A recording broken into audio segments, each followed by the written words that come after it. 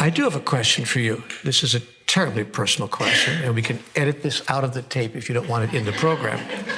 But I want to know whether, because I want to tell you, and I'm not pumping sunshine into your ear, this is the truth for me.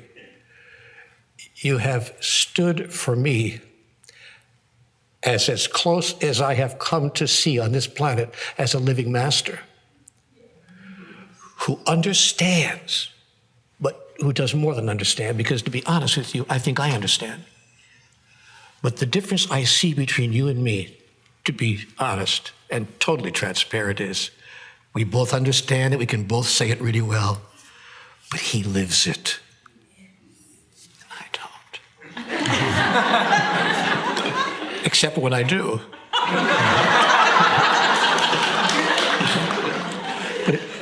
But what I notice is that I live it probably 20, who can give a number, not enough of the time. And when I'm with my beloved, with my family, in private, I somehow get into all of my, thoughts. And I forget what I'm saying right here to you, as if I didn't even say it, to the point where my loved ones look at me sometimes and say, you ought to read one of your own books. And it's well-deserved. It's well-deserved. So I've come to you for a personal counseling session on television. How do I take what I think that I am? How do I take what I've experienced? I'm going to not even say what I think I am, because it's out of thought. It's not from thought. How do I take what I experience myself to be and wash the canvas of my life with it, especially when it matters to me the most?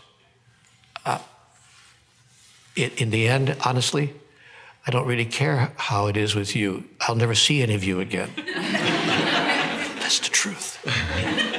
But that lady sitting over there, my wife, I see her every day, every hour. Why can't I summon this then?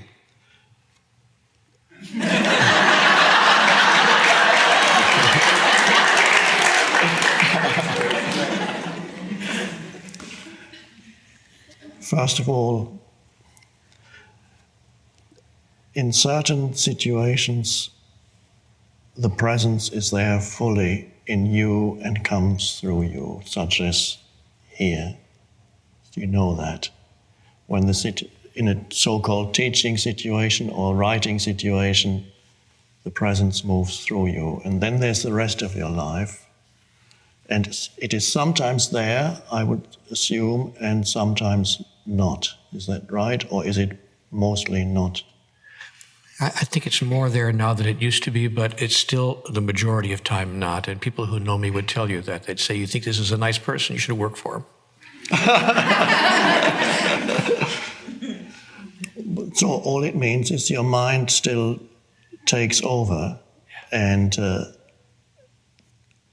either you relinquish it voluntarily in your daily life, which requires at the minimum of awareness that this is what's happening right now. My mind has taken over. But I believe that you do have that. It comes in sometimes that you realize that your mind has taken over. And in that moment you can relinquish that and invite presence into your life.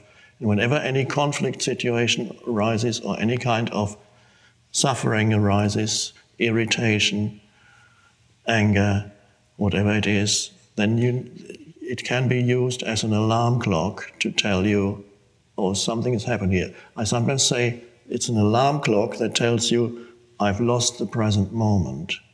I'm not present in the now. So, in other words, you are trapped in your mind. So you can use any conflict situation, and the moment you notice it, you can invite presence back into your life, and so immediately the alertness comes back. It's a voluntary death.